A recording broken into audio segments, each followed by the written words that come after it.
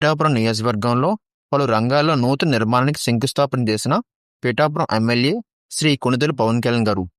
మొదటగా పిఠాపురంలో 100 పడకల ఆసుపత్రి నిర్మాణానికి శంకుస్థాపన చేశారు.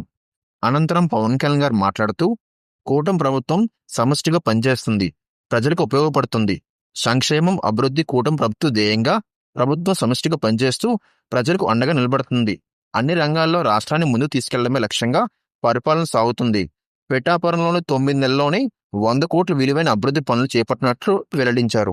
నియోజకవర్గ ప్రజల రక్షణ, శాంతి భద్రతల పరిరక్షణ విషయంలో రాజీ పడేది లేదన్నారు.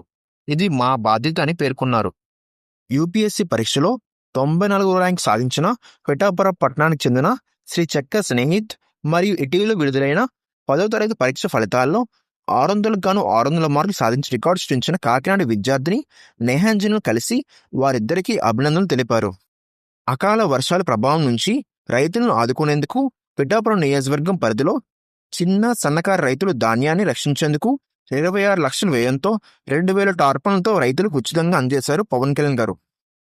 వ్యవసాయ యాంత్రీకరణలో భాగంగా రైతుల సమయాన్ని ఖర్చులను తగ్గించే లక్ష్యంతో వ్యవసాయ శాఖ ఆధ్వర్యంలో 50% సబ్సిడీపై వ్యవసాయ పరికరాలు అందజేస్తున్నట్లు తెలిపారు.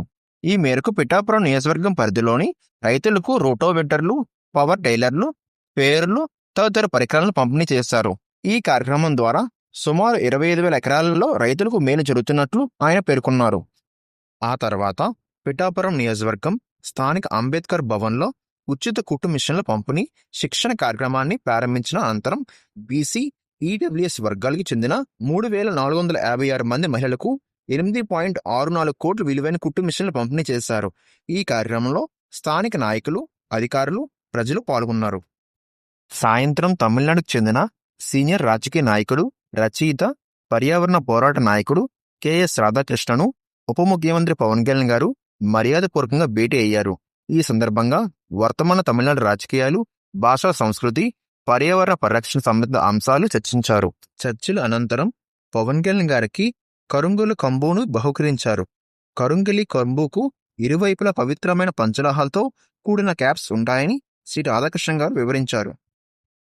జమ్మూ కాశ్మీర్లో పర్యాటకులపై ఉగ్రవాదులు దాడి చేసి 28 మందిని హతమార్చడాన్ని ఖండిస్తూ పవన్ కళ్యాణ్ గారు మృతులకు సంతాపన తెలియజేయమని చేసిన దిశానిర్దేశంలో భాగంగా తెలంగాణ మరియు ఆంధ్రప్రదేశ్ జనసేన నాయకులు మరియు వీర మహిళలు మానవహారం నిర్వహించి ఉగ్రవాద దాడిలో మరణించిన వారికి సంతాపన తెలియజేశారు.